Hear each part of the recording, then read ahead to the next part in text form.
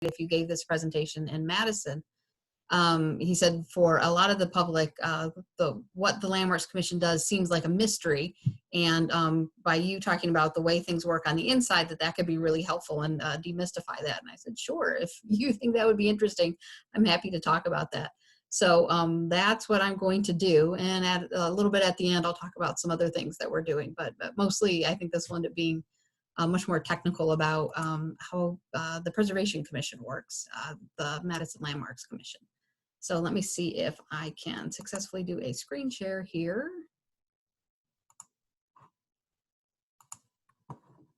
Okay. So hopefully everybody's seeing the PowerPoint right now. This is about the Madison Landmarks Commission. I like to set context. It's just kind of how I do things. So for a purpose of any historic preservation board, it should be about fulfilling the public trust. And I like to tell my commissioners that you are stewards of the historic and cultural resources that are important to a given community. So for Madison in particular, I have to apologize. We use what I think of as alphabet soup. So MGO means Madison General Ordinances. So MGO 41 is the Historic Preservation Ordinance, and it starts out with the policy and purpose. And so right there, the quote that I pulled out is what I see of as the core of what the Landmarks Commission is supposed to be doing in Madison. And I like that it's very active. It's it talks about identify, protect, preserve, but also it's about using historic resources. That our historic resources are cultural assets, and they're very much a part of what makes Madison alive and vibrant.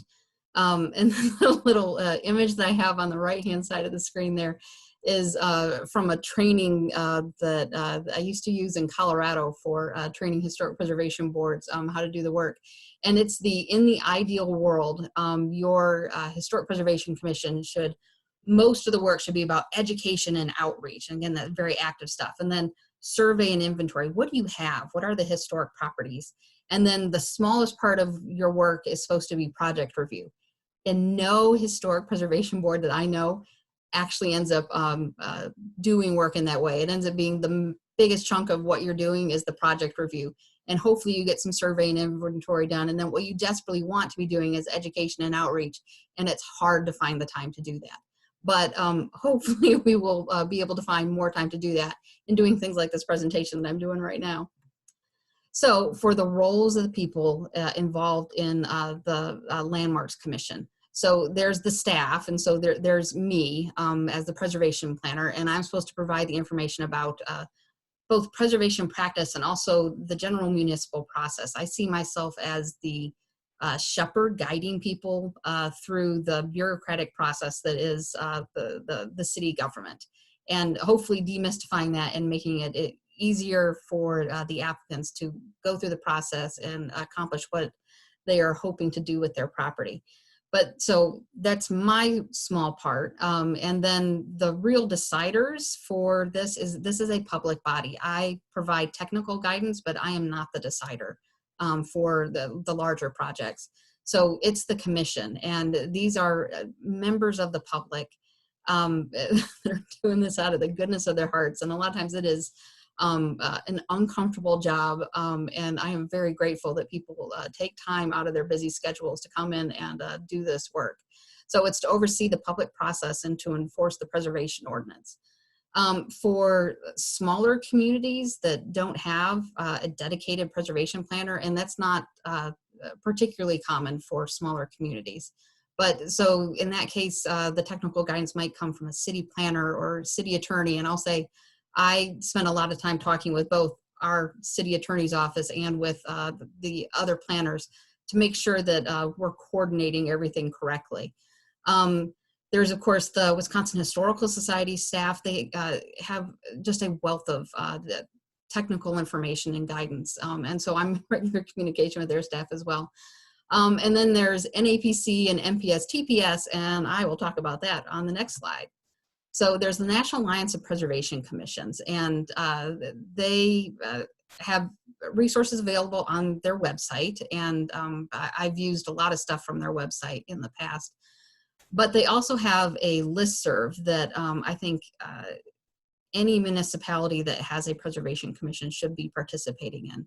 And I've been a member of that listserv at least for the last 10 years, depending on where I am. And it's just a wealth of information for other communities that are doing this kind of work, and what are you doing there? And the way we do things in Wisconsin is very specific, but there's also general preservation practice, and what are people doing, and have you run into this situation? And it's incredibly helpful. I'm super grateful for having that community of people for me to be able to hook into. But then also, the National Park Service has been doing preservation for quite a while, and they also have a great deal of resources available. In particular, their technical preservation services. So they have guidance on how to preserve. So their preservation briefs or the tech notes, I go and look through their information there for technical guidance. And for me, it's always good to go back to the sources, to go back and double check and make sure that I'm not veering off course, that I go back and use those as touchstones to understand how I'm doing the work. Oh, wrong way. Okay, so for how we are doing things, in particular with the Madison Landmarks Commission. So in another part of the Madison General Ordinance, there's the description of what makes up the Landmarks Commission. And so there's you'll see up there, it's like, in addition to the duties assigned to it under, and 41 is the Historic Preservation Ordinance. So it's, all that other stuff that you're doing with the Historic Preservation Ordinance.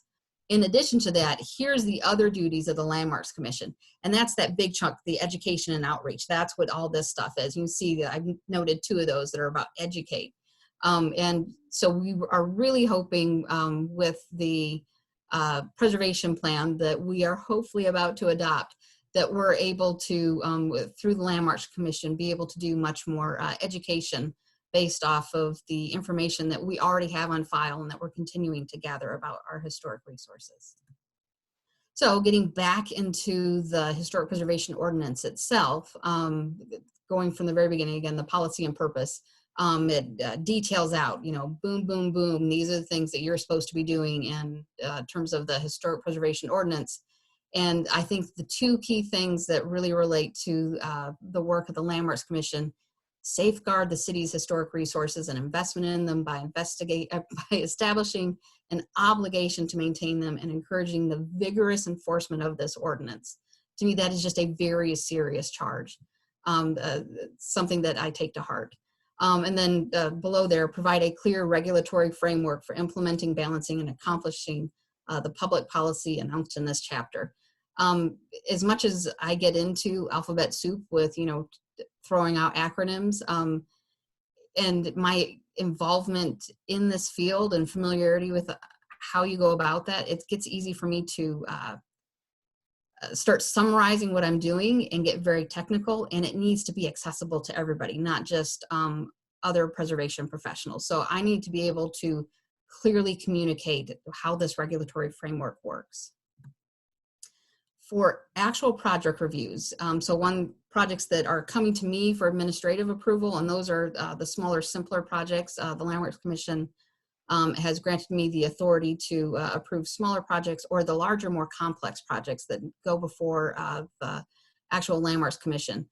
One of the hallmarks for the work that we are doing is project reviews have to be fair and balanced.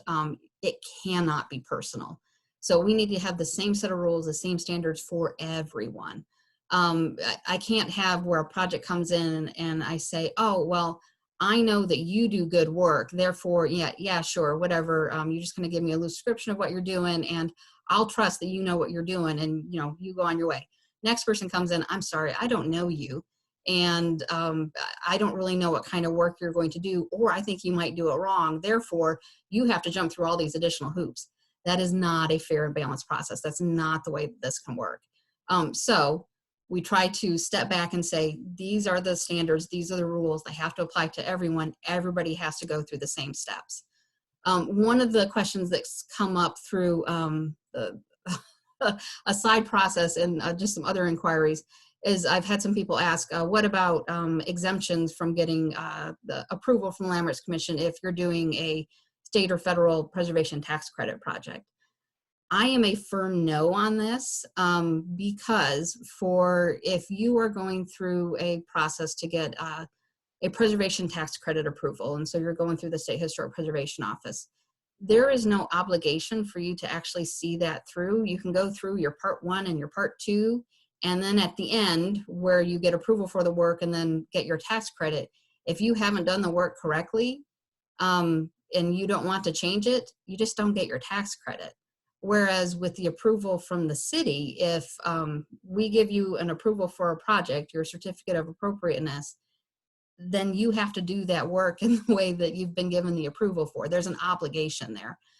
So I come down on you need to still get your certificate of appropriateness from the city because there's an obligation for compliance. And going back to that policy and purpose, that we are tasked through this ordinance to enforce the ordinance and say, these are the standards and these are the rules that you have to follow. So it can't be, well, this person asked for tax credits, and even though they didn't complete the process, they got an exemption, so they were able to do whatever they pleased. I don't think that is a safe process for us to go through. So with that, with the fair and balanced, the work that the Land Rights Commission does is quasi-judicial in nature, and so it's important to think through the details of how we're doing our approvals. Again, with being fair and balanced. That also gets into ex parte communications. No member of the Land Rights Commission should be lobbied about trying to get a vote for a particular project. They need to be able to be fair and dispassionate in how they're reviewing this. And again, keeping things very focused on the standards. There is a portion in any agenda where people if they have anything that they need to let the commission know about, if they've had any communications or if they need to recuse themselves from a project. But ideally, they aren't getting involved in directly connecting to people where it becomes a situation where there might be a conflict of interest. They need to be able to just look at the standards that are in the ordinance, look at the project, evaluate it as they would any other project. So going back to, it can't be personal, we really need to focus on the facts. There's also, this is meant to be a system to try to be able to make it so that you can continue to use your property. With these resources being alive and a vibrant part of our community, that's part of new and ongoing use, and allowing them to evolve and change with time, but in a way that still speaks to the historic character. So the Land Rights Commission is really working hard with applicants to try to get them to a yes, not just where they come in and we say, no, this doesn't meet the standard, denied, go away. That is not a good process. So a lot of times the projects that come into the Land Rights Commission, you know, they hopefully have been working with me ahead of time to try to get the project to a point where it can meet the standards of the Historic Preservation Ordinance. And there might be some other details, but then as part of it going before, for the hearing before the Land Rights Commission, the commissioners will have questions of the applicant to talk through the details, what it is they're trying to accomplish, and trying to get to a point with the proposal where the property owner is hopefully able to accomplish what it is they're setting out to do in a way that also meets both the actual language of the ordinance and the intent of the ordinance. Having said that, sometimes no is the only answer. We are pretty rare in giving out no's, but sometimes we get to a point where the proposal is just directly contradictory to the standards in the Historic Preservation Ordinance. Hopefully we don't get to that frequently, but we do. So I've got if any of you are Parks and Rec fans. So that's a quote from the character Leslie Knope, where sometimes those meetings are super uncomfortable. We're likely to have an uncomfortable meeting coming up here this upcoming Monday. So her quote there is, what I hear when I'm being yelled at is people carrying loudly at me. And the thing about that quote that I find super funny is that it's true. when people are being, loud and cranky, and it's because they care very strongly about what it is they're doing. Um, and that is a good thing. Inherently, it's a good thing. They love their project or they love their property. Um, and that's part of my concept of trying to get this to a yes, because I want people to care about their properties. I want people to care about Madison and continuing to make it better and a growing place. So, there's a lot of different angles. Findings. So this is getting to some more technical jargony stuff. There needs to be a solid basis for why we are making a decision. So the Landmarks Commission, if when they're making a motion with the staff report, I've usually provided guidance for here's how this meets the standards, or here's how this doesn't meet the standards. And so they generally make a motion for, approve, and they've got it based upon the staff findings. But if they're going to make a decision that is an exception to a particular past interpretation, or anything where it's going a little bit different than normal, then they need to be super specific in terms of, because this is going to set precedent. So if we are changing courses, is this going to change course for everybody? Is it very particular to this given the situation? We need to be able to talk about, is this changing policy? And we need to not go into the realm of arbitrary and capricious, because that's where lawsuits happen. So again, we need to be fair and balanced, but also very particular and measured with how we are approving projects. We can't just do knee-jerk approvals of, well, that seems nice enough, or, well, this doesn't necessarily seem like it's adding up, but that's fine. We'll just let it go on. We need to be fair and balanced and consistent with what we're approving and how we're proceeding. So a relatively recent project was, so I'm going to do a little sidebar here. We are also doing a side process where we are looking at updating the historic preservation ordinances for the historic districts. And the simple approach with the current language in the historic preservation ordinances for each of the districts is that it hasn't changed since we adopted them. It's mostly true. There have been little changes. So in Third Lake Ridge, it didn't used to have the language there that you see on the left-hand side for exterior alterations must be similar to those located for historic resources within 200 feet. That didn't used to be there. And that language, when that was added in, really changed some of the interpretation. So what we have is some projects that were approved under a slightly different version of the ordinance, and that addition of language there has changed things, but also the way that historic preservation is practiced has changed over time. It's just changed in the 15 years that I've been really active in the field. It has certainly changed a great deal for the longer range of the field. So this project came in the mid-90s. It had had an approval for a two-story porch to be added onto the front. And at the time, there was some discussion of, well, there's no door there. How are you going to get out onto the second story? And it's, well, it's fine. I'll just come through the bathroom window and get on out. Well, the property owner came to us and said more recently, it's getting really hard to get in and out of the bathroom window. I want to have a door. Well, that seems very reasonable. But if we go back to what does the language of the ordinance say, it's Third Lake Ridge is very much focused on maintaining the historic openings and really any kind of feature going on there on that street facade. So altering a window, particularly a decorative window, and making it a door is contrary to the specific language that's there in that ordinance. So again, going from a more legal perspective, while it seems very practical, yeah, you should probably have a door there now that you've got this two-story porch. The technical language there says no. So what the Landmarks Commission decided was, they said this is this one is an exception. And so they had a very specific language for the way that they were approving it. so that it wasn't, didn't open up the door for saying anything goes on the street facade for any other property.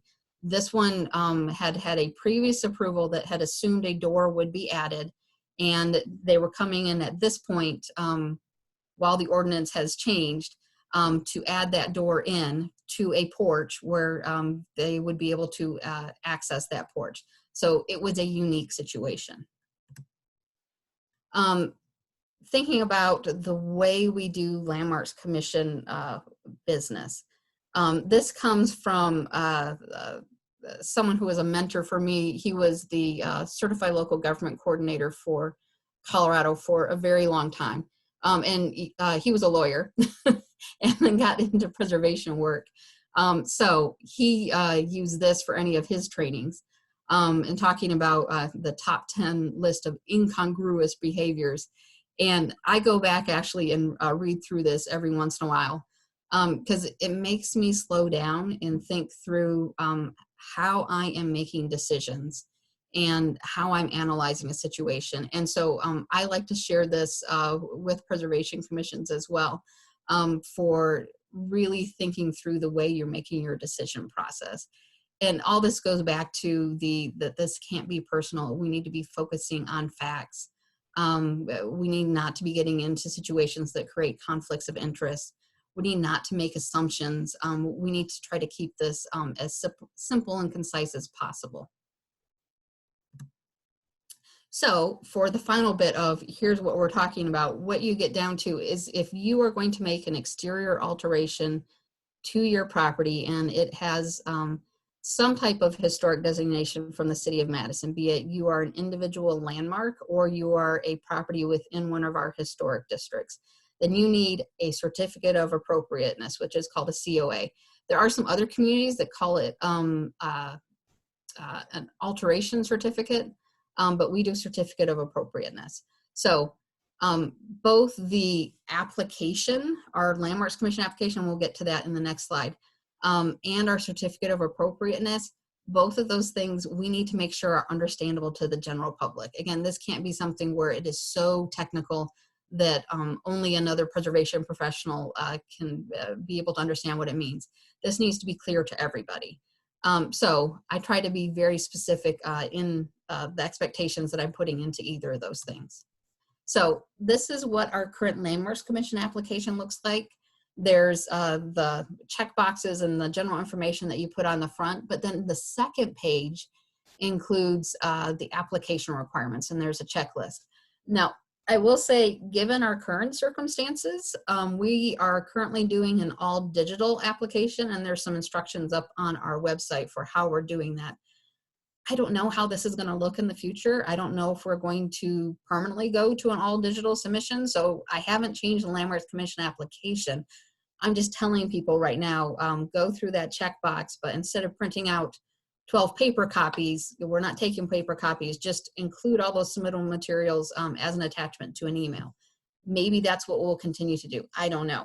But so for right now, this is our process and this is what we're asking for. Once you go through the process and get your approval, so I've got one of a relatively recent, well, you know, it's 6 months ago, the certificate of appropriateness. And so this was for some masonry work. And so I've got, you know, who I'm issuing it to, what property it's for, and then specifically what is the work that it is that we're talking about doing.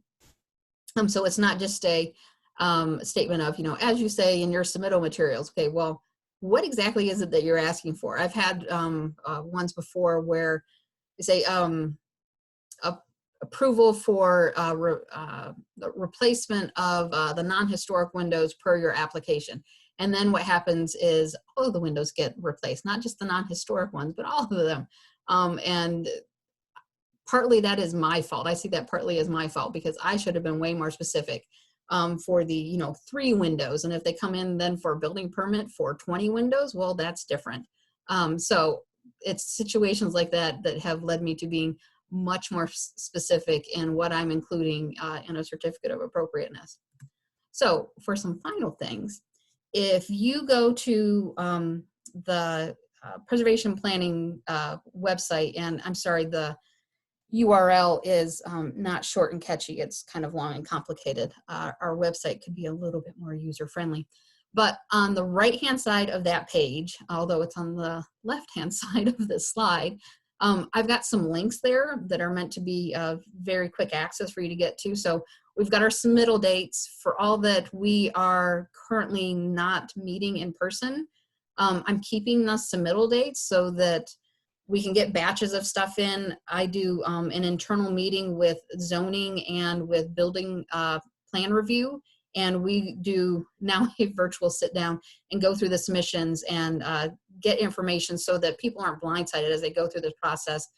I don't want it where somebody gets a certificate of appropriateness and then they go to get their building permit and building permitting says, this doesn't meet building code. You can't do this. And that's happened. So we're not having that happen. I'm making sure that they're looking through stuff as I'm getting it, or they go in and then, it doesn't meet zoning. Well, that's not okay. We all need to be working together. So we're keeping the submittal dates. Who knows, at some point we're going to get back on schedule and start having in-person meetings again, hopefully, maybe. Right now we're doing emergency meetings. So we've got this meeting coming up on May 4th, and then we've got a meeting on June 1st. Both of those are going to be virtual meetings. And yeah, we'll just see how things roll from there. So there's the submittal dates, that we've got a link to the current application. Landmarks Commission, some of our most uncomfortable, terrible, horrible meetings are related to windows. Windows are such a hot button topic in preservation world. So Landmarks Commission, as part of their policy and procedures manual, adopted a process for how they are reviewing window replacement requests. So rather than just having the whole manual out there, although that's another link down there, I went ahead and pulled out just the window request instructions so that people know this is what the commission needs when you're coming before them. These are the types of questions they're going to have, and so they can have everything that lined up.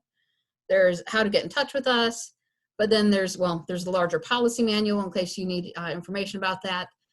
One of the things that was proving to be a complication with any type of projects, but particularly window projects, was to get people were saying, I don't know how to find somebody who can repair historic windows. So we are very grateful that the Madison Trust for Historic Preservation went and compiled a list of contractors that are willing to do this kind of work. And so I am frequently sending people that way of, if you need to find somebody, go take a look at this list of people. These are the folks who do this kind of work. So we're trying to point people that way. Also, if people are wanting more technical information about what to do with their property, because it might be something that they want to do inside their house. It might be something that is, minor enough that doesn't need a certificate of appropriateness, but they just want to know best practices. Sending people to the Park Service for looking at technical preservation services. And of course, I've got a couple of other information things. Both of those, the window miss handout and the window repair handout, both of those come from the National Alliance of Preservation Commissions. And then finally, this is my contact information. And this is my signature file that I have on all my emails, which includes a note about the census. If you haven't done responded to your census yet, I would like to encourage you to do so. For things that the Landmarks Commission or the preservation program is doing in sort of a larger sense, we are finishing up our first ever comprehensive historic preservation plan. The Landmarks Commission is going to look at that for the final time, hopefully, this upcoming Monday, and then send that on to Common Council for final adoption, and that should be hopefully for a May meeting with them. We are also in the midst of exploring how to update the historic preservation ordinance as relates to the historic districts. That process is currently on hold. We're only doing essential meetings while we are in the middle of the health crisis. So that will maybe be kicking off again in the near future. I have no idea what the timeline on that is, but that is another big process that has been going on with the preservation program. So that's what I got. All right, great. Thank you, Heather. We are opening up to questions. So just as a reminder, if you go to your participants button and you open that up and you either see a little hand icon or a button that says raise hand. Just press that and we'll see it and I can unmute you. You can ask your questions.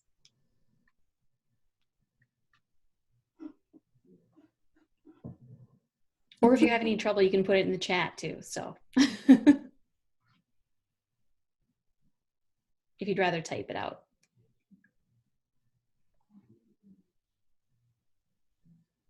I was going to say, I do recognize quite a few of the faces. And I think what I have shared is likely the information that you know and you're familiar with how we do the processes. So I don't know, I'm not super surprised there aren't a lot of questions because I think for a lot of folks, they're super familiar with our process. I think I see one here. Yep, Mr. Murphy would like to talk. Okay, Jim. Jim always wants to talk.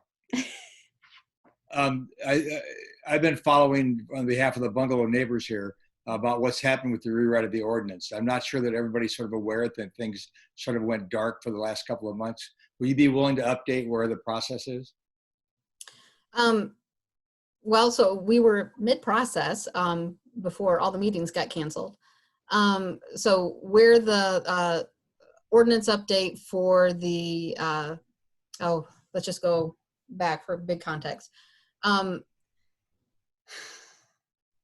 I'm thinking about sort of much further back, how far back we go.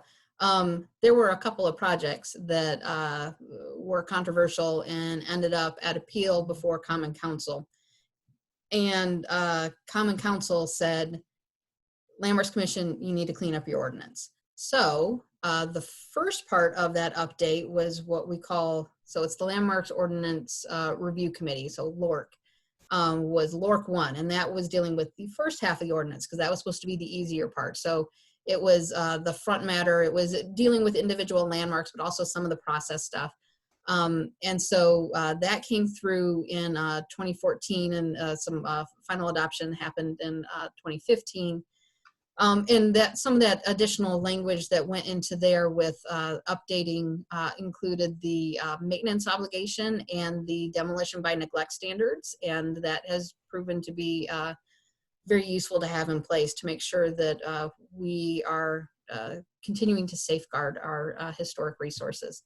But then the second part, which is going to be the bigger part of the ordinance update, was how we deal with our historic districts. So that kicked back off before I started. I've been in place for almost a year and a half at this point. So before I got here, that kicked off. And as part of the, oh goodness, there were 15 meetings. There were 3 rounds, and there was a meeting in each of the 5 historic districts to talk through the process. And the staff decision was, we need to look at having one set of standards for all districts.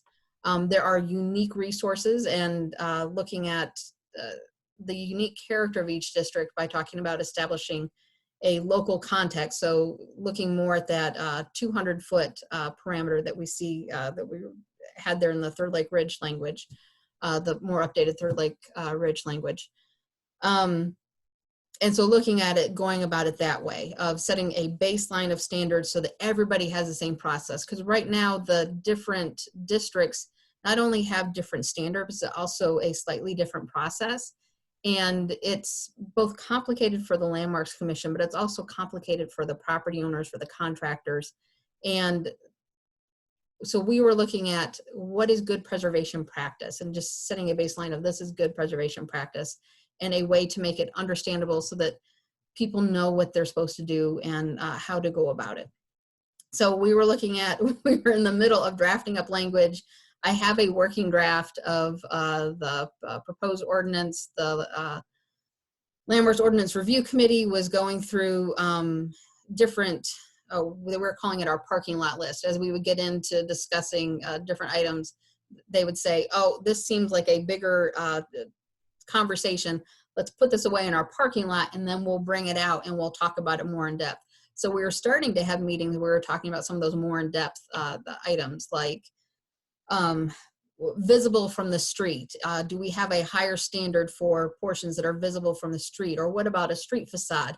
Do we need to look at having the same standards for all sides of a building? Or do we allow for more leniency for work that people want to do on the back part of their building?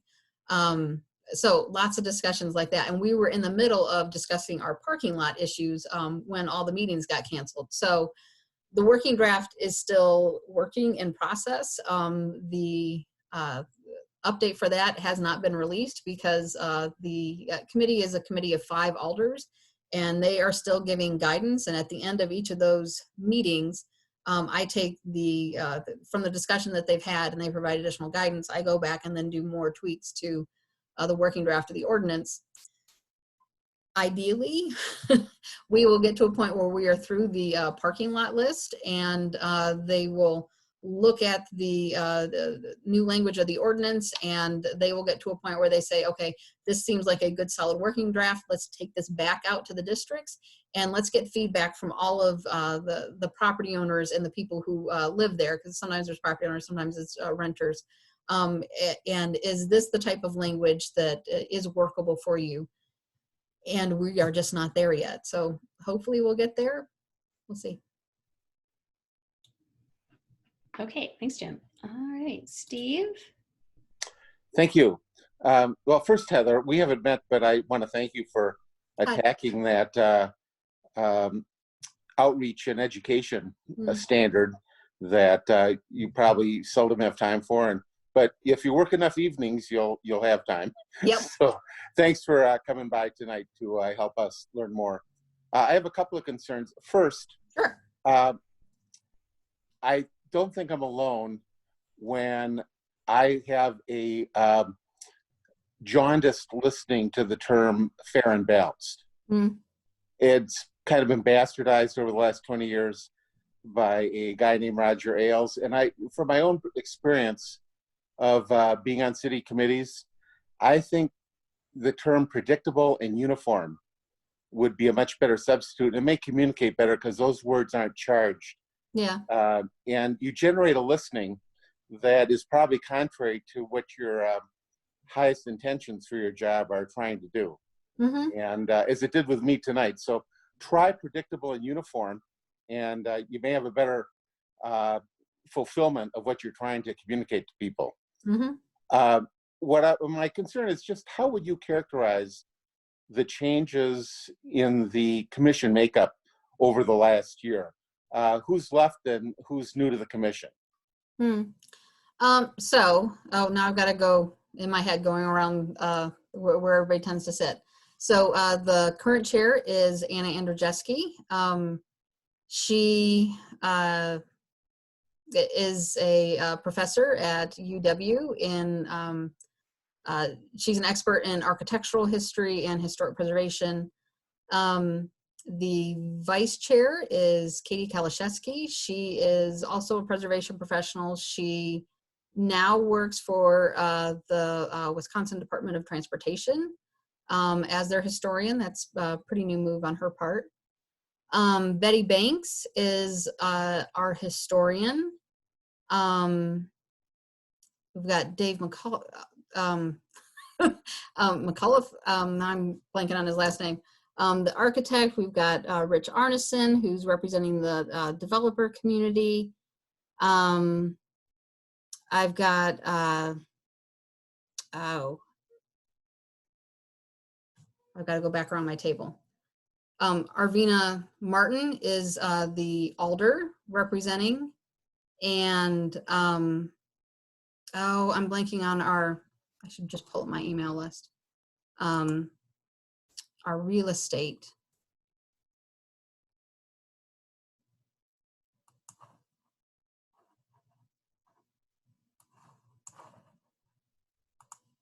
That's what I get for not having stuff up. But in terms of, there's been a lot of changeover. Losing Stu was a big loss. On the other hand, he'd been there for a full 10 years. I don't think that it's necessarily a bad thing that are getting new people in. I'm coming from a history background, so I like people with deep roots, but I think it's also good for us to get people in and get different voices. So yeah, there's been some change in the Landmarks Commission, but I don't know. I haven't seen that negatively impact interpretations and project reviews, but if people have concerns, I'm certainly open to hearing those. Great, thanks, Steve. All right, Kurt? Yeah, can you hear me? Yes, we can. Oh my gosh, because up until now, my microphone was not working. So that's why I have this thing. First of all, thank you very much for It's my being pleasure. here. And I have a question about demolition by neglect. And specifically, is there a role that the public can or should play in terms of sort of keeping our eyes open on landmark properties to see if they are being adequately maintained? Is that something that we should just leave up to the inspection people, or is that something you'd say, yeah, you know, feel free to, and if so, who would we contact? So our system for any type of actions that we're dealing with is really complaint based, be it a zoning infraction or somebody not going with their approval from Plan Commission or any number of things. It is complaint based. So there are inspectors that are, you know, out in the community and trying to look at situations, but for any of those projects, they are by and large responding to complaints that come to the city. So if you see something that is going wrong in your historic district or wrong with a landmark property, yes, please say something. Otherwise, there is a very good chance that we won't know about it. Our inspectors can't be everywhere. I can't be everywhere. Although I have, for the things that I do as part of my standard day, back when I had a standard day, I did have routes where I was planning my route for driving through town to get from point A to point B that would go by certain properties, so I could keep an eye out on stuff. But I can't keep an eye out on everything. Our inspectors can't keep an eye out on everything. And also, these are the city's resources. These are supposed to be for the people of the city of Madison, and so that means you. So yes, absolutely, please say something. And I mean, that could be you send something into just the general complaint email for building inspection. It could be something that you send through there, and that can be anonymous. It could be that you send me an email. There's a general Landmarks Commission email that certainly I check, but then let's say I'm out of the office for some other reason. Other people are able to check that as well. So yes, please say something.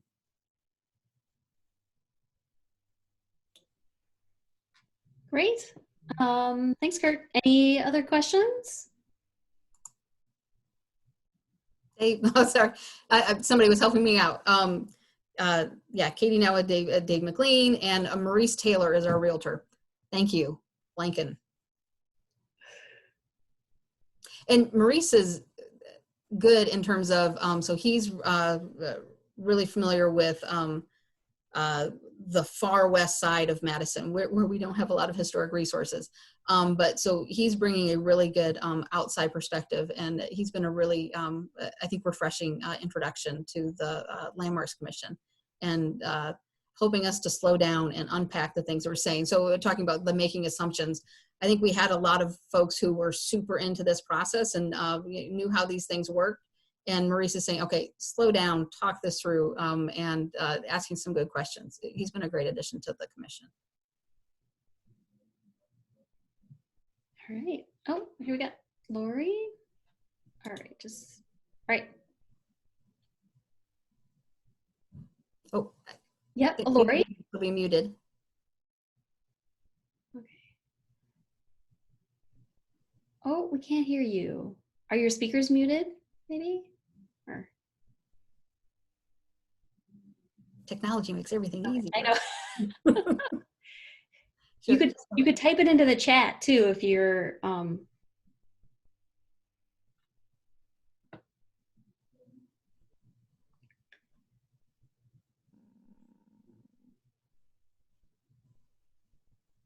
I might be able to do this. Oh, there you are. Yeah. Oh, is it working now? It is. Yeah. But now I can't. By the way, I'm super envious of those of you who are able to do the dynamic backgrounds, because Zoom can't tell the difference between my hair and my background panel. So when I try to do the dynamic backgrounds, it just takes my head off. Oh, that's funny. Yeah. Okay, can you hear me now? Yes. Sorry about that. Headphone issues. So I'm just a member of the public who really likes architecture and historic architecture. And I also happen to have a desk at a co-work space in Center 7, which I saw in the paper is set for demolishing. So I had heard about that whole project. My question is, what is the role of the public in your work and the public's opinions about particular projects? And then also, like, what will happen at the Landmarks Commission meeting on Monday with respect to that particular project? Because that's a big one on the square. It is. So for participating in that project, I would encourage anybody to register to speak related to that project. If you're in favor of it, speak in favor of it. If you're opposed to it, just state the reasons why you're opposed to it. That all that was supposed to be published through the city clerk's website. Hopefully they've got that up. There were some links that weren't active last time I looked at it. So this is a public process. The reason why we're having these public meetings is so that the public can participate, and that is an important part of the process. If everything were just strict black and white standards, then we would just, truck on through. But a lot of these projects are complicated. There's lots of moving parts. So the request that is before the Landmarks Commission on Monday is about a variance, because it's the proposal as it stands does not meet the demolition standards, because Center 7 is a designated landmark. So they are asking for a variance, a public interest variance, and they have made a case. My staff report is out there and published, and my recommendation is a denial of the variance request, and you can see the reasons there. With that item, it is a public hearing. All of the items before the Landmarks Commission are, there is a component of public comment. So if you want to speak on the project, about what you like, what you don't like, how you think it meets the standards or doesn't meet the standards, why you think it's significant as a landmark, why you think it's not significant as a landmark, I would encourage you to go through the registration process and go ahead and say your piece for providing the information. Because the Landmarks Commission, they make their decision, and that could be that's the decision, and it moves on, be it moves on where they approve the variance, and it moves on to the next steps because that project will need additional certificates of appropriate past that. Or they deny the variance request. The applicant, if there's a denial, they can appeal, and that goes to Common Council, at which point that is also open to the public, and there's a public participation process. So I don't know if that answers your question. There is a component of public participation. Again, because these are not the city's resources in terms of they're ours, but they're the city's resources, they're yours. And so we want input from the public about the city's cultural resources.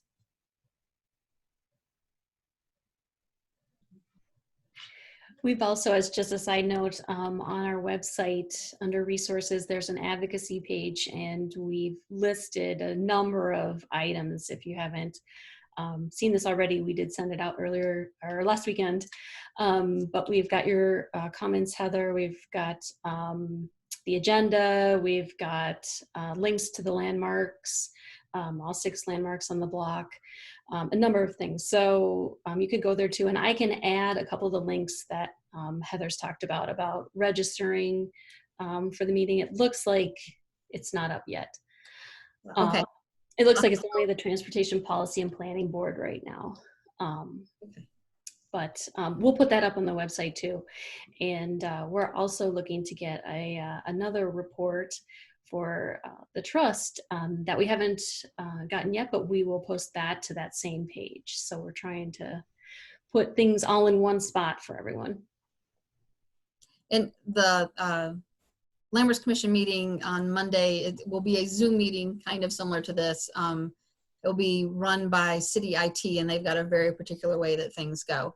But they have instructions for how everybody's going to be playing their part and how you participate. And they have a script, literally, that they run through and give everybody instructions ahead of time. So hopefully we'll be clear about how that process works.